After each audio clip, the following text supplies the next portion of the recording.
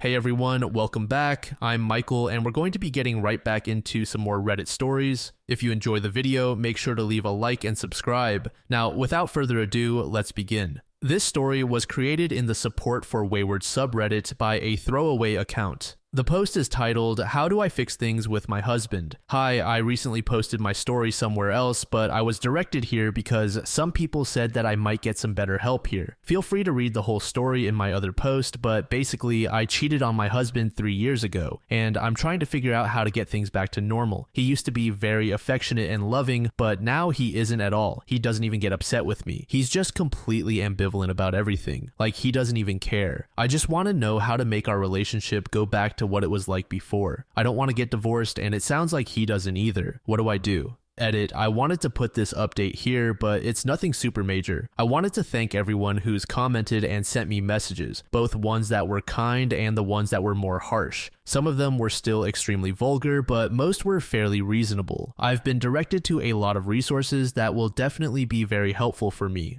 Thank you so much for that. A lot of people have made the same arguments that he's only still here for two reasons, which are money and custody. I don't think that's the case, and I'll tell you why. For one thing, we have a prenup in place. My family is very wealthy, and my dad demanded we get a prenup before we got married. So I really don't think money is what's keeping him in this marriage. I also don't think he's staying for our daughter, although he definitely loves her to an extreme degree, and she's definitely the most important thing in the world to him. I firmly believe this. My husband never really had interest in having kids. When we discussed kids, he told me he was ambivalent to the idea. He'd have kids if I wanted them, pretty much. I've always wanted at least 2, but preferably 3, so that's how our daughter was born. Anyway, I talked to him and he agreed to go to individual therapy for himself. He was pretty hesitant about it, but after I told him that this wasn't something he needed to do for me, for us, or even for himself, but rather something he had to do for our daughter, he agreed. I think this should really help him figure things out. I'm a bit concerned that therapy might push him to want to get divorced, but honestly, if that's what happens, then I'll accept it. I just want to make him happy. At this point, even if my marriage doesn't survive, I'll be okay as long as we do what's best for him and our daughter. They are my #1 concern now. User Confidus Charmed said, "After everything, he really thinks I'd go behind his back like that? Yes, because you have done so before. What you said is the biggest indictment. It reveals how sadly unaware you are and have possibly never truly taken responsibility for the infidelity and the damage you did to him. He is showing you exactly where he is at. He's indifferent. Whatever love he had for you is dead from the infidelity and subsequent actions that continue to prove to him what he now knows with certainty: she doesn't love me, so he is choosing to stay for the well-being of the one person he is pretty sure does love him, his kid." User, very upset and bitter, said, "Oh, I'm just going to add a few quotes I want to address, if that's fine to do on this sub since you encouraged us to look at it. So he's gone gray rock on you and he's checked out of the relationship. He's just there for your guys' daughter, to raise her together. With gray rocking, he's only giving you the barest of attention to make it through the day. You confronted him to change his behavior a year in. That's hardly your decision to make. Unfortunately, he is forcing himself to have and be in this relationship. Referring to my previous point, he is checked out. I'm also slightly concerned you're forcing him to have sex with you when he has no interest in doing so. Yes, he'd think that because that's exactly what you did. How can he trust you?" He brings up a very valid point, and you're harming your relationship for something that you did to it. Turn that anger elsewhere besides him. You were the one who did this, not him. I'm going to dive a little bit into and be honest about what I read, and it's not meant to be an attack on you. Your title shouldn't be "How do I fix my husband?" It should be "How do I fix me?" You have not been reconciling. You've pulled a Trade Federation forced agreement on the people of Naboo. This is not reconciliation. It's in the guise of it, but this really shouldn't be considered it. You've forced reconciliation on your terms, not his. You're operating with only your interests in mind, not his. Reconciliation is a two-way pact, and this is not it. You are forcing him into this, not encouraging, not soothing him into it. You are trying to achieve this by force. This will fail. All I hear when I read this is, why did he go on long trips? Why doesn't he pay enough attention? Why doesn't he get over the affair? Why doesn't he love me? What's wrong with him? Why doesn't he want to make love to me? Why doesn't he trust me? Turn that analytical eye on yourself and do some deep digging into the why of you. Stop thinking of what he's doing and not doing and really figure out what you've done. I don't think you actually understand just how hurtful of a thing you've done to him. You're brushing it off, it seems. Either that or there is a complete lack of empathy on your part. The issue is not with him, it is you. You confided to the AP. You decided to have an affair. You decided to rush reconciliation. You are convincing him to have sex with you when he doesn't want to. You are going out and expecting him to trust you when he has every reason to distrust you. It is you. There is no fixing this relationship until you fix whatever the hell is going on in you and why you are pinning this on your husband. Figure that out first. User DReddit Avenger said, so I was one of the users who sent you here. Basically, what I said in my first post on that thread stands, but I will expand about it here. He is not going to go back to the way he was. That's impossible. Not trying to be harsh here, but it's like getting shot and then expecting not to be changed by that. Or more like you shooting the person and expecting your relationship to return to what it was before that. It isn't possible. This may very well be your normal with him now. What's happened since your fight? I think one of the things you can do is accept what I just wrote and stop trying to make this go away or be something you got over, but instead learn to live with the reality you have. Accept it. It's clear he doesn't trust you. He isn't in a place where he is willing to be emotionally vulnerable with you. Basically, he will live with you and cordially interact with you, but that's really it. Probably because his motivation is to be with his kid now. Are you prepared to stay like this? It may never change. If it does, then you will have to earn his trust again, and maybe he will fall in love with you again. I suspect last time he pursued you. Now you will have to pursue him. But he may not, and it's obviously going to take a long time. Start with that reality. Live in that reality and quit trying to make him be what he won't ever be again. The man who just innocently loved you is gone. Those are your consequences, and honestly, you deserve them. They are also consequences for him too. I am sure he doesn't want to live like this, but he probably sees it as a means to an end to see his daughter. This isn't a man who is getting even with you. It's a man who is still suffering. This is why posting about how hard it is for you just proves you don't really get it. The general tone of your post doesn't seem from the place of,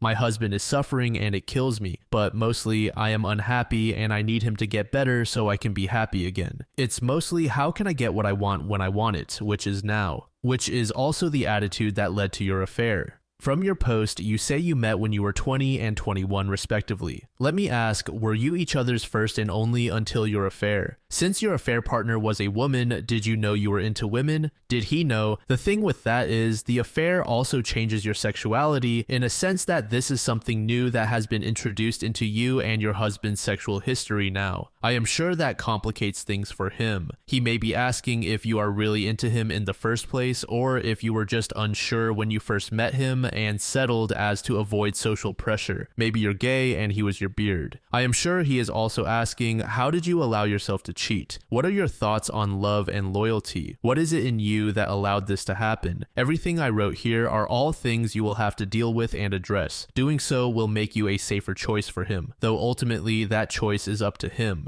When your kid is older, he may decide to move on. You don't have to stay, but you have to honor his choice, whatever that may be. OP's first update is titled, Does Anyone Feel Resentment Towards Their AP?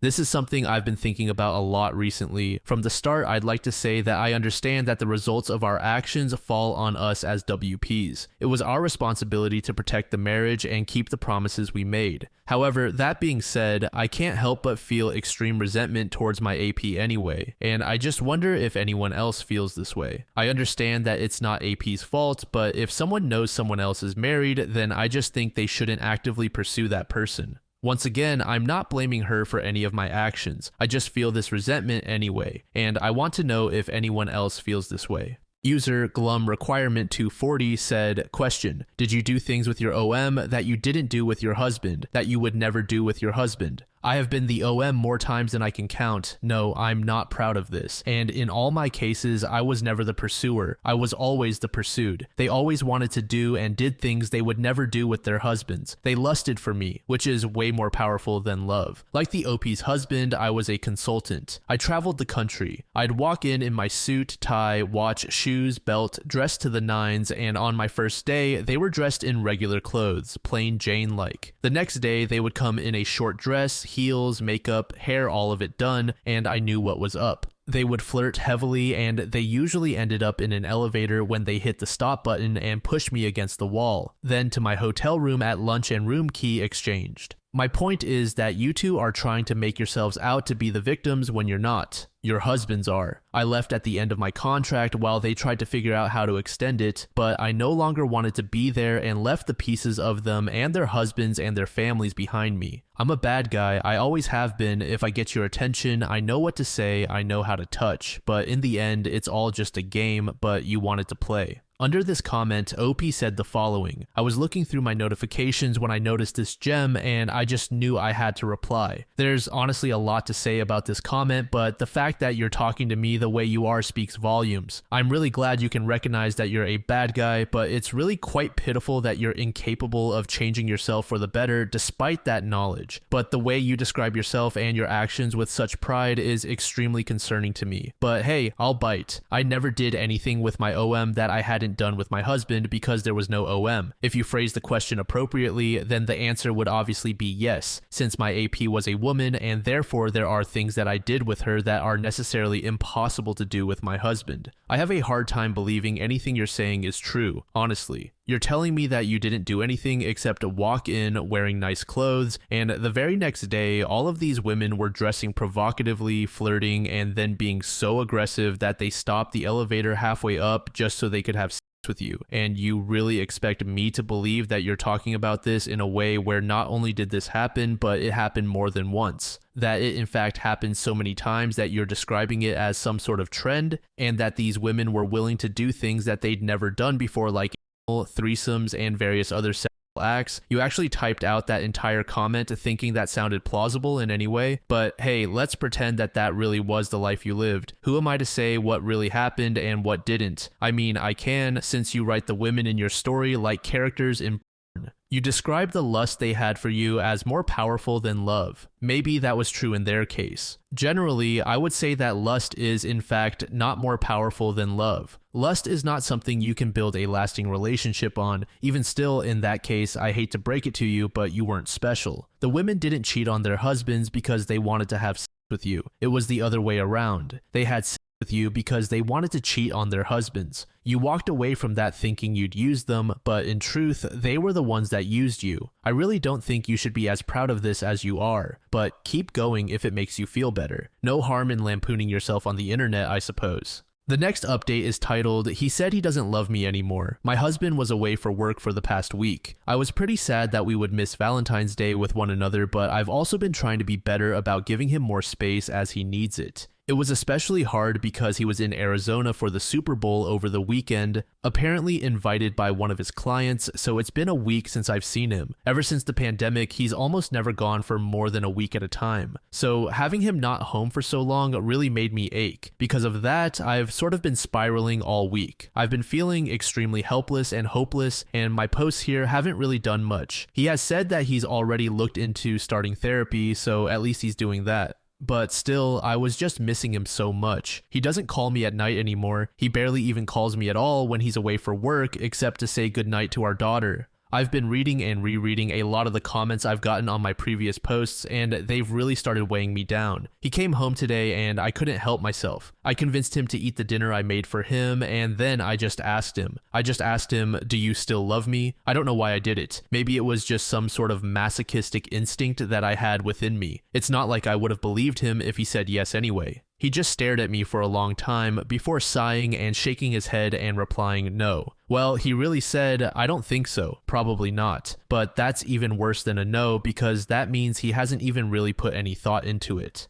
That was exactly what I didn't want to hear, but it was sort of the answer I was expecting. I was already crying by that point, so I asked him if he ever loved me. He frowned and waited even longer before answering. Honestly, this part is sort of a blur, and I was already feeling like I was going to faint, so I honestly barely heard what he said. But I'm pretty sure he said something along the lines of him not knowing if he ever loved me, because he couldn't imagine just falling out of love with me the way that he did if he ever was truly in love with me to begin with. I just sat on the couch crying and I couldn't say anything else. He left and went to bed and said he was tired from traveling. Now I'm sitting here and typing this out, feeling worse than I've ever felt before, but also sort of determined. We're supposed to do our Valentine's Day date on Saturday since we missed the actual date. We have someone to take care of our daughter and we were going to spend the whole day together. I had a special surprise planned for him as well. I wanted to make him feel truly special. I wanted to make him remember how much I really did love him. I was going to make our day unforgettable. Now I'm going to make it unforgettable for a different reason. I won't keep him in this relationship trapped with someone he doesn't love. He doesn't love me anymore, and even if I still love him more than anything, sometimes that's just not enough. If I really loved him, then I wouldn't trap him. I'd be willing to make the sacrifice so that he could be happy with someone who truly deserves him in the future. But that does mean this is probably going to be the last day I ever get to have with him.